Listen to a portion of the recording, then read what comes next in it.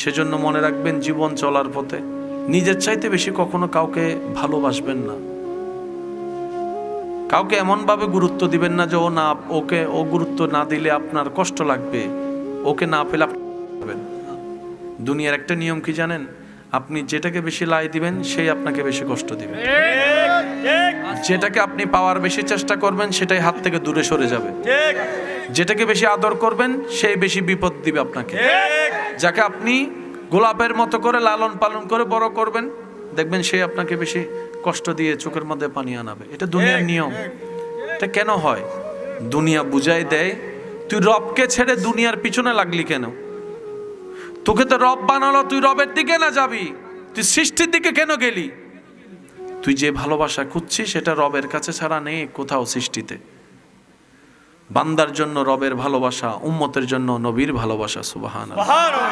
সেজন্য যতদিন বাঁচবেন দুনিয়াতে শুধু গাটা লাগাই চলবেন, দুনিয়াকে নিজের মধ্যে নিয়েন না। কারণ আপনি কান্না করলেও হায়াত চলে যাবে, হাসলেও হায়াত চলে যাবে। তো কান্না করে সময় নষ্ট করার কোনো দরকার। দুনিয়াতে যতদিন বাঁচবেন বেশি আশা রাখবেন না। আশা এমন একটা জিনিস, কোটিপতিরও পূরণ হয় না, বাদশাদেরও পূরণ হয় না। প্রয়োজন এমন জিনিস গরিবেরও পূরণ হয়ে যায়। আমরা অনেক সময় প্রয়োজন এবং আশার মধ্যে একটা মিল করে ফেলি। তৃষ্ণা লেগেছে, পানি খাওয়া প্রয়োজন। এবার আমরা যদি বলি লন্ডনের পানি লাগবে $4,000, এটা চাহিদার মধ্যে পড়ে যাবে, আশার মধ্যে পড়ে যাবে। সেজন্য কখনো আশা রাখবেন না। আশা সব স্বপ্ন মওলার নামে ছেড়ে দেন, চলতে থাকেন তাওয়াক্কালতু আলাল্লাহ। আল্লাহ বর্ষা, আল্লাহ বর্ষা, আল্লাহ বর্ষা। যিনি ছোট্ট একটা পাখিকে, সকালবেলা ক্ষুধার্ত বের হওয়া পাখিকে রাত্রে পেট ভরে ঘরে পাঠাতে পারে, যিনি বড় বড় তিমি মাছকে খাওয়াতে পারে, আপনাকে আমাকে পারবে না? বাস তাওয়াক্কুলটা রবের উপর রাখবেন। 2 নম্বরই করার দরকার নেই, সততার সাথে চলবেন। ডানে বামে যে যাই করুক, আমার হিসাব যেহেতু আমাকে দিতে হবে, আমার ডায়েরিটা, আমার ফাইলটা আমাকেই যত্ন নিতে হবে। আমরা অনেক সময় দোয়া করেও মনে হয় যে দোয়া কবুল হয় নাই। আছে না নাই? মনে রাখবেন, বান্দার কোনো দোয়া বিফলে যায় না। সুবহানাল্লাহ বলি। বান্দার কোনো দোয়া বিফলে, কিন্তু আল্লাহ যে দোয়া কবুল করে আমরা সেটাই বুঝি না। যেমন আপনি মনে করেন দোয়া করলেন, আল্লাহ আমার ইনকামে বরকত দাও, এটা আপনি দোয়া করতে পারেন, কিন্তু আপনি দেখলেন আপনার বেতন ঠিক ওইভাবেই আছে যেভাবে ছিল। আপনি মন খারাপ করলেন যে আমার বরকত হলো কই।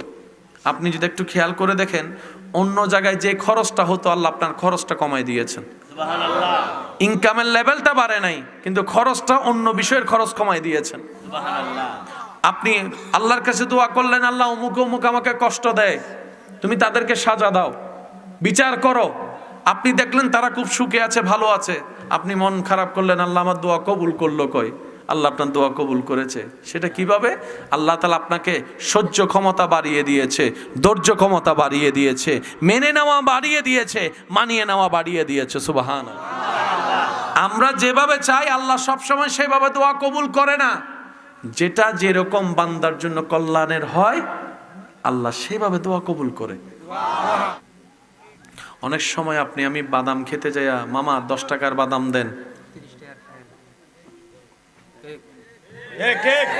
ওই বাদামওয়ালা যদি দাবি ছেড়ে দেয় তো গেলেন মুক্ত, সমস্যা নাই। আর যদি সেই বাদামওয়ালা দাবি না ছাড়ে, হাসরের ময়দানে একটা বাদামের হিসাব। একটু জোরে বলেন না। জালমুড়ি খেতে গিয়ে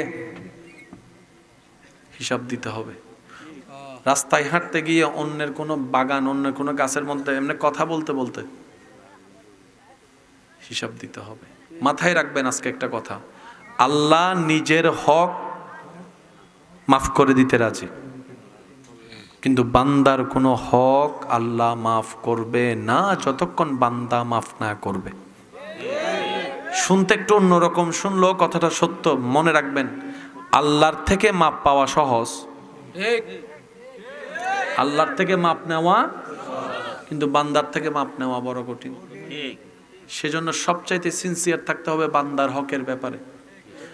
আমি যেগুলোকে খুব সামান্য মনে করি, যেমন দোকানে গেলাম চকলেট একটা খাইয়ে না খেয়ে না টাকা, উনিও চিন্তা করলেন, আমিও চিন্তা করি না, কিন্তু এটা আল্লাহর কাছে ধরা খাবে যদি উনি আপিল চানে। এই একটা চকলেটের বিনিময়ে হয়তো 50,000 ওয়াক্ত নামাজ দিলেও কবুল হবে না। কিভাবে? যিনি পাবে উনি যতক্ষণ দাবি ছাড়বে না ততক্ষণ দিতে হবে। এমনি নাই ইবাদত, এমনি নাই নামাজ রোজা, যা আছে সেগুলোরও কোয়ালিটি নাই, এর উপর যা আছে এগুলা যদি অন্য কেউ টান মারে অবস্থাটা কি হবে? নবী রহমাতুল্লিল আলামিন একদিন সাহাবাই কেরামকে জিজ্ঞেস করছেন, হে আমার সাহাবারা, বলো তো দেখি হাসরের ময়দানে সবচেয়ে গরিব কে হবে? সাহাবাই কেরাম বললেন, আল্লাহ এবং রসুল ভালো জানে। নবীজি বললেন, সাহাবারা শুনো, জান্নাতে যাওয়ার জন্য উপযুক্ত যত নেক আমল দরকার সব আমল থাকার পরও যে জান্নাতে যেতে পারবে না সেই সবচেয়ে গরিব। সাহাবাই কেরাম অবাক হয়ে বললেন, ইয়া রাসূলুল্লাহ, জান্নাতে যাওয়ার মতো আমল থাকার পরও জান্নাতে যেতে পারবে না কিভাবে? বলে যে তার জান্নাতে যাওয়ার জন্য নামাজ রোজা হজ যাকাত সব আমলে ভরপুর থাকবে, কিন্তু রবের সামনে গিয়ে এক একজন এক একটা আপিল করবে, আল্লাহ আমি সেই বান্দাটা আমাকে দুনিয়াতে একটা কষ্টের কথা বলছিল, আমি এটার ফায়সালা চাই, প্রতিদান চাই। আল্লাহ তাআলা বলবেন, তুমি তার হক বুঝাই দাও, যেহেতু দুইটা কথা কঠিন শুনাইছো। এবার আপনি তাকে জিজ্ঞেস করবেন, ভাই আপনাকে কি দিব? সে বলবে যে আপনার 20 বছরের নামাজ দিয়ে দেন, আপনি দিতে বাধ্য। আরেকজন এসে বলবে, আল্লাহ আমি ন্যায় বিচার পাই নাই, দুনিয়াতে আমার অর্থ সামর্থ্য ছিল না, সবাই তার পক্ষে ছিল, আল্লাহ আমি ন্যায় বিচার চাই। তাকে মুখ বন্ধ করার জন্য আপনি দিলেন এবার 30টা রোজা, 40টা রোজা, 50টা রোজা, দিতে দিতে দিতে দিতে দিতে দেখবে সব খালি। আল্লাহ রসুল বলে, ওই ব্যক্তি সবচেয়ে গরিব হবে হাসরে, যে জান্নাতে যাওয়ার চান্সেস ছিল কিন্তু ওই মানুষের আপিলের কারণে যেতে পারেনি। আপনি এমনি দুষ্টামি করে হাঁটার পথে কাউকে একটা দিছেন আর কি, দুষ্টামি করে, যদি সেও ইজি নেয় আপনিও ইজি নেয় কোনো ব্যাপার, কিন্তু আপনার সেই মারাটা যদি কারো এখানে আঘাত লাগে, ইজ্জতে আঘাত লাগে, সে যদি দাবি না ছাড়ে হাসরের ময়দানে এটার বিনিময়ে আপনাকে অনেক ইবাদত দিয়ে দিতে হবে। সেজন্য প্রত্যেকটা কদম আল্লাহর ওয়াস্তে। এমনি আমাদের হায়াত কম, বাকি আছে অল্প হায়াত, বাঁচবো আর কয়দিন বলেন না? এই হাসি তো একদিন বন্ধ হবে, চোখের পানি, চোখের কোনায় তো পানি একদিন আসবেই। আজকে ঘরে গিয়ে কিংবা কালকে যখনই সময় পান একটা পরীক্ষা নিজের সাথে করবেন, একদিন না একদিন নিঃশ্বাস বন্ধ হওয়ার পরীক্ষায় তো দিতে হবে, বলেন না ভাইয়া? নিঃশ্বাস বন্ধ হওয়ার যন্ত্রণা তো একদিন একদিন সইতে হবে। আপনারা যখনই পারেন আমার আবদারটা একবার রাখবেন, ফ্রি টাইমে নিজের রুমের মধ্যে আপনি সব কিছু কাজ শেষ করে যখনই সময় পান, শুয়ে পারেন আর বসে পারেন, লম্বা করে একটা নিঃশ্বাস নিয়ে নিঃশ্বাস বন্ধ করবেন। 2 সেকেন্ড, 4 সেকেন্ড, 5 সেকেন্ড, 6 সেকেন্ড, যার ফুসফুসি যত মজবুত সে অনুযায়ী একটা পর্যায়ে দেখবেন আপনার মন চাইবে যে নিঃশ্বাস ফেলতে, আপনি তারপরও ফেলেন না, যতটুকু পারেন বন্দি করে রাখবেন। এক পর্যায়ে দেখবেন আপনার বিবেক বলবে, ব্রেন সিগন্যাল দিবে, নিঃশ্বাস ফেল, নতুন করে নিঃশ্বাস নেয় নাইলে যাবি, তারপর আপনি ধরে রাখবেন। ঠিক তখন আপনি অনুভব করবেন মৃত্যুর যন্ত্রণা কেমন হতে পারে। আমার এই অনুরোধটা রাখেন, একটু একবার করে দেখেন নিজের সাথে নিজে, কিছুক্ষণ পরে দেখবেন আপনার মাথা চক্কর দেওয়া শুরু করবে। ঠিক ওই মুহূর্তে যখন আপনার বারবার নিঃশ্বাস নিতে ইচ্ছে করবে, ফেলতে ইচ্ছে করবে, ঠিক ওই মোমেন্টে আপনি নিজেকে প্রশ্ন করবেন, এই মুহূর্তে কি আমি কাউকে আঘাত দিব? আপনার দিল বলবে যে না। এই মুহূর্তে আমি কি কাউকে গালাগালি করব, ঝগড়া করব? আপনার দিল বলবে যে না। আপনি যদি জিজ্ঞেস করেন এই মুহূর্তে তুই কি করে শান্তি পাবি, তখন আপনার দিলে বলবে এই মুহূর্তে তোর রবকে ডাক, রবকে ডাক, রবকে ডাক, রবকে ডাক, তখনই শান্তি পাবি। একবার করে দেখে না, এটা আমার আবদার। একবার যতটুক পারেন লম্বা করে নিঃশ্বাস বন্ধ করবেন, যতক্ষণ পারেন ধরে রাখবেন, ছাড়তে ইচ্ছে করলে ছাড়বেন না, লাস্ট স্টেপ পর্যন্ত যাবেন। যখন শেষ পর্যন্ত আপনি নিঃশ্বাস ফেলবেন, সামনে যদি পারেন একটা আয়না রাখেন, আপনার চেহারাটা আপনি দেখেন, বিকৃত হয়ে যাবে, চোখটুক বড় হয়ে যাবে, আসবে। তখন আপনি বুঝতে পারবেন এক একটা নিঃশ্বাসের দাম কত। যেটা ফিরি ফিরি আমি নিঃশ্বাস নিচ্ছি, কোনো অনুভবই হচ্ছে না, নিতেও কোনো খবর নাই, ফেলতেও কোনো খবর নাই। একদিন না একদিন তো রবের সামনে দাঁড়াতে হবে, দ্বিতীয় কোনো অপশন তো নাই। কবরে তো একা থাকতেই হবে, দ্বিতীয় তো কোনো অপশন নাই। আমরা কেউ পারবো না ভালো থাকার মতো আমল নিয়ে কবরে যেতে, এটা আমরা সবাই জানি। কিন্তু মনে এতটুকু আশ্বাস, চেষ্টা করলে আমার রব্বুল আলামিন আমাদেরকে বঞ্চিত করবে না। আমাদের রব রহমান, আমাদের নবী রহমাতুল লিল আলামিন। সেজন্য আমাদের মনে একটু উৎসাহও বেশি, শক্তিও বেশি, আশাও বেশি। আল্লাহ আমাদের সবাইকে নেক আমলের সাথে জিন্দেগি করার তৌফিক দান করুন। হাসরের ময়দানে যেন গিয়ে আমাদের কাউকে গরিব হতে না হয়, গরিব হতে। সন্তান মা বাবা সেবা না করলে অপরাধী, এখানে দ্বিতীয় কোনো কথা। কিন্তু মা বাবাও যদি সন্তান 10টাকে 10 চোখে দেখে, মা বাবা অপরাধী। আমি কি বুঝতে পারছি কথা? মা বাবারও দায়িত্ব আছে। সন্তান যদি ভুল করে, মা বাবা সেবা না করে, সন্তানকে সবাই বকা দেয়। বুঝতে পারছি কথা? কিন্তু আমার কথা হলো এই জায়গায়, মা বাবা কেমন পরিবেশে সন্তানকে বড় করছে সেটাও তো দেখা দরকার। আমার কথা কেউ কষ্ট নিয়েন না ভাইয়া। কারণ ছোটদের একটা অভ্যাস হচ্ছে, যা দেখে তাই করে, যাই শুনে তাই বলে। আমি সবাইকে অনুরোধ করব না, এই অনুরোধটা শুধু আমার ভালোবাসার মানুষদেরকে করব যারা আমার কথার গুরুত্ব বুঝতে পারবে। আমার ভাই এবং বোন যাদের সন্তান আছে, বাচ্চা আছে, বাচ্চাদেরকে কখনো ঘরে দুষ্টামি করে হলো নাচতে দিয়েন না। এটা একটার সাথে মহা বিষয় জড়িত, যদি আপনি একটু মনের চোখ দিয়ে দেখেন। ছোট বাচ্চারা তো কিছু বুঝে না, করলে তো অপরাধও নাই, সেজন্য আমাদের এটা চোখেও লাগানো, আমরা এটা মজা হিসেবে নিই। কিন্তু এই ছোট বাচ্চাটা এই নাচানাচি করতে করতে লজ্জা ভেঙে যায়। ছোট বাচ্চা মনে করেন কোন একটা কটু অসুন্দর কথা বলছে, আমি সেটাকে ছোট বাচ্চা হিসেবে ছাড় দিই। আপনি যদি আজকে শাসন না করেন, সেটা আরো বাড়বে। কেন? সে চিন্তা করবে যে আমি বলছি তো কি হয়েছে, কেউ তো কিছু বলে না, আমার মা বাপ তো ছিলই। এটা বাড়ে যায়, মানুষের গুলা বাড়ে যায়, কমে না। আমার ভাই বোনদেরকে অনুরোধ করবো, আপনারা একজন সচেতন অভিভাবক হিসেবে এটা মাথায় নিয়ে চিন্তা করবেন। যে বাচ্চা 5 জনের সামনে, ও তো এখনো লজ্জাবোধ আসে নাই, কিন্তু নাচা শিখে ফেলছে। ওই বাচ্চা যখন লজ্জাবোধ ভেঙে যাবে, তখন আর মানুষের সামনেও মা বাবার সাথে বেয়াদবি করতে এই সন্তানের দ্বিধাবোধ লাগবে। কারণ একটার সাথে একটা রিলেটিভ বিষয়। একটু জোরে বলেন না। ছোটবেলায় যারা মক্তবে গিয়েছেন, এমন কেউ আছে এখানে? মক্তবে যান নাই আপনারা? ছোটবেলায় যারা মক্তবে গিয়েছেন, তাদের সাথে যে একটা কোরআনের সম্পর্ক হয়েছে, সুবহানাল্লাহ। ওই মক্তবের সাথে এখনো হৃদয় টানে কি টানে না? ওই মক্তবে যাওয়ার অভ্যাসের সময় যে সালামটা অভ্যাস হয়েছিল, এখনো চলে, এখনো চলে। কথা বলেন। এটা আমি অনুরোধ করে বলছি, কষ্ট নিয়েন না। বাচ্চাদেরকে এমন কোনো কাজ করতে দিবেন না যেটা বড় হয়ে সে করলে আপনার জন্য লজ্জার কারণ হবে। ছোটবেলা থেকে এমন কোনো কাজকে প্রশ্রয় দিবেন না, আদর দিয়ে বুঝাই দিবেন। আবার চিন্তা করবেন, এই বাচ্চা এই গালিটা, এই পচা কথা, এই নাচটা শিখলো কোত্থেকে? কারণ সে তো মার পেট থেকে শিখে আসে নাই। ওই কারণটাও খুঁজে বের করবেন। আসলেই তো দুনিয়াটা পর। মাঝে মধ্যে এমন কিছু দৃশ্য, চিত্র আপনার আমার চোখের সামনে আসে, থমকে থাকতে হয়। বাবার লাশ, মার লাশ দাফন করতে দিচ্ছে না সন্তানেরা। এক সময় বাহিরের মানুষ দিত না, এখন এমন অমানুষ হয়ে যাচ্ছে দিন দিন আমরা। নিজের সন্তানরাই লাশ জানাজা না দিয়ে আটকায় রেখেছে, আগে নাকি সম্পত্তি ভাগ করতে হবে। এমনও পর্যন্ত দৃশ্য দেখা গিয়েছে, একটা জায়গায় বাবাকে কবর দিলে সেই জায়গাটা আর কখনো বিক্রি করা যাবে না, দাম পাবে না, সেজন্য বাবার কবর পর্যন্ত দিতে দিচ্ছে না ওই জায়গায়।